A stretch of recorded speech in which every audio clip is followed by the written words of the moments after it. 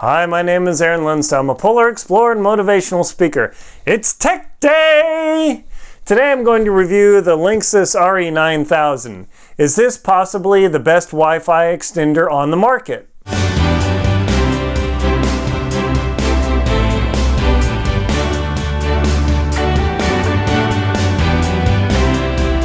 Is the Linksys RE9000 the best Wi-Fi extender on the market? Let's find out. See, in my home, it's not actually that big, maybe 1,300 square feet. Where my router is in my office, and it has to go through a bunch of walls to reach my living room, to the point where when I'm trying to get on my phone and reach it, it maybe has two of the little bar dots here. Oh, this is an iPhone, but your Android's similar. It only has two of the bar dots, and I'm trying to FaceTime and it's cutting out, and it's driving me nuts. I'm like, look, how come my home is small and yet my router can't even reach? Well, there's a couple reasons. One, I'm using the standard Charter Spectrum router. Is it supposed to be good and the best?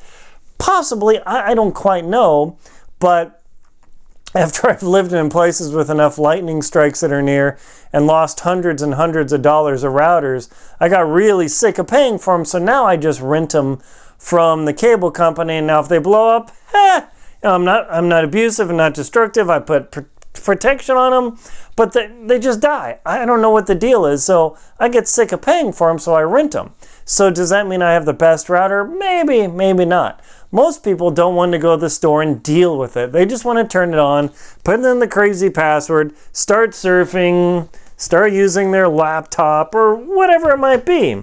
The problem is in many homes that wherever your router is, if it's not centrally located in the house, there might not be enough signal to reach your office or your living room or the upstairs or whatever. So what do you do about that? First, you want to smash your phone. Like, oh, why isn't this logging on? I've spent $1,000 on this phone. It's because the router signal just doesn't go far enough. Now, how the heck do you even figure that out? Is it going slow? You know, what's going on? There's a tool called, let me pull this up for you, called Speed Test by Ookla. Let me pull it up on my phone. Speed Test by Ookla. You may have seen this if you've ever done this test. It's a pretty cool app. You just simply hit go, and it will begin scanning and connecting, and it will scan the Wi-Fi performance. Now, right now, I'm on the 2G network, so I only get 64 megabits or so, and that's pretty normal. And then the upload, 6, 9, 11, you know, whatever it is. So I'm going to hit stop. Okay, so that's pretty good because my router extender is right here. So let's change, and I'm just giving you an idea of how to analyze this. This is a great way to test. That was on the 2G network. That's a 2 gigahertz. Now I'm going to put it on the 5 gigahertz network, the 5G. What is the difference? You'll see in a moment. All right, so I'm on the 5G network right now.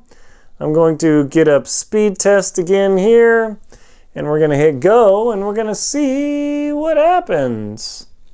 All right, we'll put that. Holy schmazzoli, Batman. 114 megabits a second.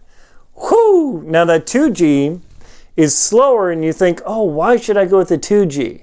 All right, check that out. Smoking, yeah. Now, why would you go with the 2G versus the 5G? Just to help you understand this. So it has to do with frequency, and don't worry about it. It's not a big deal.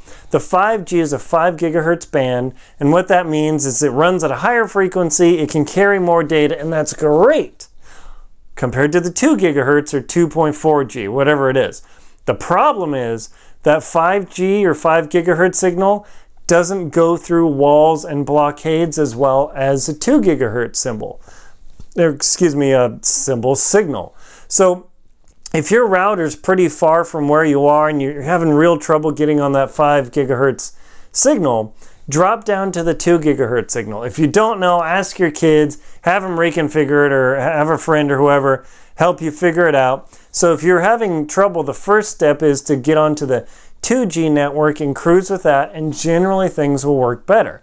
But in my place, I figured out that my Wi-Fi signal has to go through my bookcase, my boxes, my supplies my gear, 5 different walls, a bunch of metal. I mean, by the time it gets to me, it's really dead.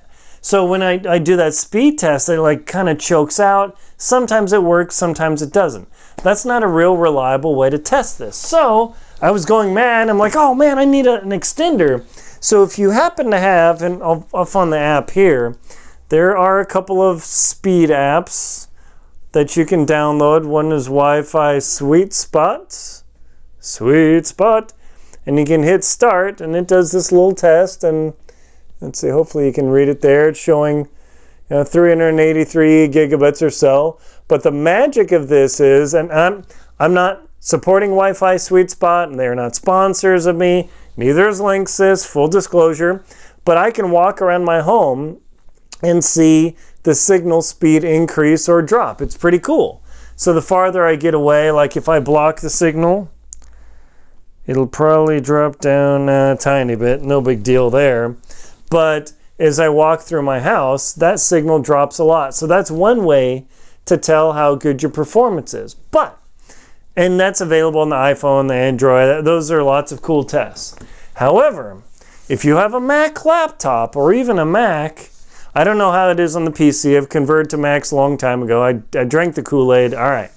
There's a tool called Wi-Fi Diagnostics. That's right. You just go into Spotlight search here, type in Wi-Fi Diagnostics. You don't have to download this. This is built into your Mac. I know these things are freaking expensive, but you get a lot of tools. What does this mean to you? Is that when you turn on your Wi-Fi, you turn on the, where is it? The window, the performance clicker thing. And then all of a sudden, you can get a signal measurement, and you can also get a speed measurement with your laptop. And this helps you determine how good your signal is and how good it's performing. The phone tools tend not to be as good. The laptop, at least on the Mac, is incredible. So hang with me here. So as an engineer, I've got 20 years in engineering, got an electrical engineering degree, a master's degree in computational science, lots of techie crap. I was looking at range extenders because the signal on my Wi-Fi router was way too low. It was like way down in the minus 70, almost minus 80 category. And that means, I know the numbers are weird, dB, but if you've got like 30, that's incredible signal. You get down to minus 70, that's sketchy. You get down to minus 80, you're barely hanging on. And minus 90 doesn't even connect. This is called dB decibels. Just work with me here, okay? So I did a test for my router, like right next to it. Oh man, it's 30 dB or minus 30 dB. It's going great. Huge signal. I go to my living room, barely hanging on. So I started looking at little range extenders, the one you plug into the power outlet, the power line extenders, and they're great. But the place I'm in is much older. The power line's a little sketchy. You buy it, maybe it works, maybe it doesn't. Okay, I get those little brick extenders from Belkin, Linksys, Netgear. You plug them in. One of the challenges is that in order to make it work, those things have to cut your speed in half in order for the back and forth to work. So if you don't really care, that's okay. But if you've got kids, they like the game, you're watching Netflix or YouTube or whatever, all of a sudden that half speed with 5, 6, 7, 10 devices in your home can really matter. So you get what's called a dual band. And now one signal talks to your device, the other signal talks to the router, and things work much better. But if it's a 2 gigahertz versus, or 2.4 gigahertz versus the 5, might work, might not. Crud. So I'm looking around, I'm getting frustrated, this is driving me nuts. I'm in Best Buy, and I come across the tri-band extender. What the bleep does that mean, Linsdau? Okay, so this, and it took me a minute to figure it out, and I always wondered this, is because anything communicating to you has to talk again like a game of telephone. Apparently, this box communicates to your router in the 5 gigahertz band, band 1, and then it connects to all your devices and toys in 2 different bands, so there is no speed loss, at least that I've seen with this thing. Kick bleeping butt! All of a sudden I've got something that connects back to my router, totally cool, and then it connects to 2.4 or 5, depending on what I've got going. Sweet. Now, I've read a couple of reviews of people say, hey, one of the channels didn't work. If it doesn't work, send it back to Amazon, send it back to, or go back to Best Buy or wherever you buy it, or Fry's. I'm going to put a link below into the Amazon link to buy this thing. Again, Linksys doesn't know me, full disclosure. I'm not supported or sponsored by them, but so far the product has been really good and I like it. So pretty cool, right? So now what I'm going to do is show you the little unit here. I mean, it's pretty simplistic. It's got some, here, let me zoom in. It looks like a freaking Star Trek sort of thing, or aliens. It's got some, this is kind of hard to do, folks. Some inputs here for cable. It's got a power, it's got a reset. It's got this WPS thing where you're supposed to be able to plug it in and tell it to reconfigure. I didn't bother doing that because that never works for me. I would recommend not even messing around with it. Instead, what I would do is when you're watching your joyous signal go here, is the setup for this thing is crazy easy. That's one of the things about it. I couldn't believe how easy it was. Don't even bother using the WPS. I would say skip that. If you can wire it in, even better. And then they've got some range extenders and buttons and how to work it out. But they've got this so cool software where you log into this thing, extender, linksys.com, and I'm actually going to show you how to do it so you can actually see how this thing performs. Linksys.com. 6 a.m. Hopefully you saw my password there. All right. So this looks like all these crazy router screens, right? Really hard to understand. But the magic is their spot finder thing. So check this out. So you plug this in. Cool, back in business. Adjusted the exposure. They've got this cool little tool that when you plug this thing in, you log into it, it becomes its own network, and then they've got this little scanner dealy here that says, hey, is this thing too close to the router, far enough away, or too far? So as you move this little extender thing through the house, it actually tells you where the sweet spot is for this signal. So you can figure out exactly where to put this in your house to get the maximum range. How cool is that? I don't think I've seen anybody else with that tool. Maybe there are, but this is awesome. However, here's part of the review. I found when I tried to push this too far and I put it on the very far edge of the just right where it's in the too far, that's actually too far. So I spent some time on online chat with Linksys, and what they said is this router needs to receive a signal that's between -50 and -67 to be in the sweet spot. So I will go to, let's see, where is it? Device info, statistics. Okay, there we go. Okay, so I went into upstream network statistics, and right here the signal strength says -57 dBm, decibel middle volt. Don't worry about that, just look at the number. As long as that number is between -50 and -67, preferably around the low -50s, like -58, 59, even in the low 60s, this thing seems to work great. You push it up to -67, even though the little just right indicates. What happened was my phone was connecting. I was like, I don't like that signal. And it would hop back to my router and then jank. And the iPhone tries to be too smart. The laptop seems to be a little bit dumber, but it stays connected and it works. So just a worth of things that I've learned. You put this, you get the signal right around in the high -50s to low 60s. Works perfect. You get into that like -65. So even though the just right indicator was okay and just right, it wasn't great. So right now the indicator says I'm a little bit too close, but in my next rooms where I need the signal, it is just super rocking, high power signal. This is great. So let me go back to the little scanner dealy here.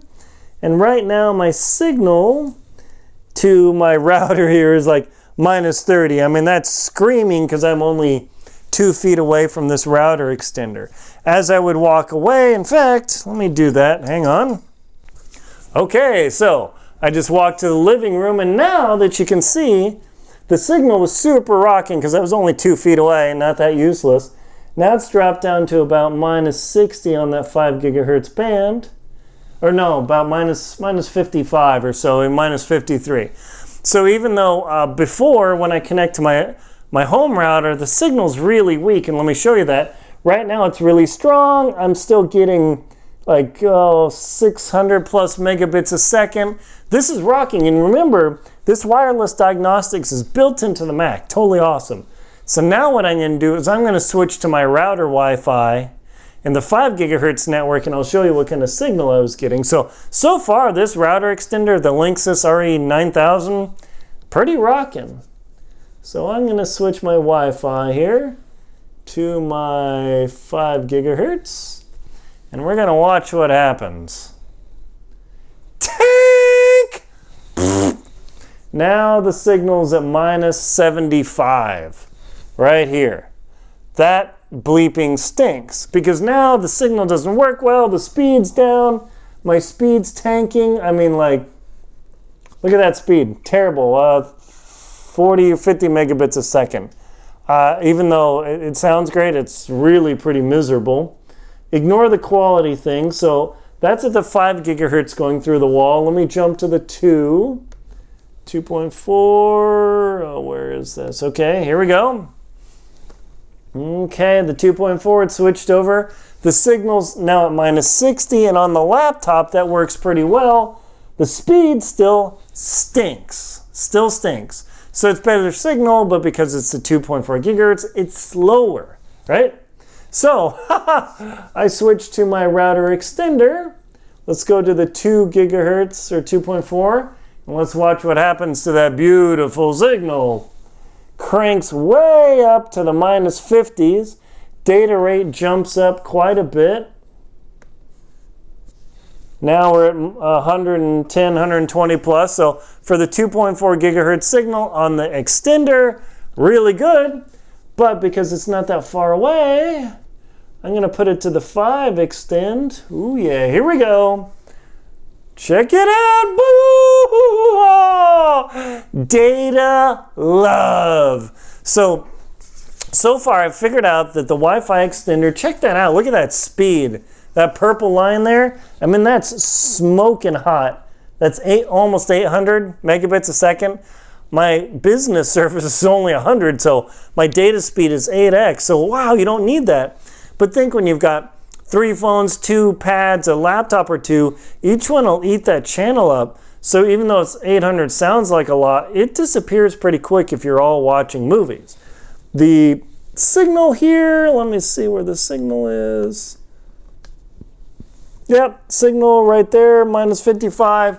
Totally awesome with that extender. So I would say it's a complete winner. There's also this analyzer here to tell you if I scan now, if you do the analyzer, you can look at these numbers and know, let's see, there are a bunch of Wi-Fi things around here. Also, if you have a conflicting channel, this scanner can tell you what channel you're on. If you're having trouble, change your channel. But my extender is at -49 and -52. That's huge. That's perfect. My router is at, it's not even picking up, is -68 and -62. Not that great. Not that great at all. So this Wi-Fi extender has really changed, I wouldn't say my life, but my web surfing experience to say, hey, this actually works pretty darn well, and I can get good signal with it. So I would say that that router extender is definitely a winner. So let me go grab the box, and I'll be right back.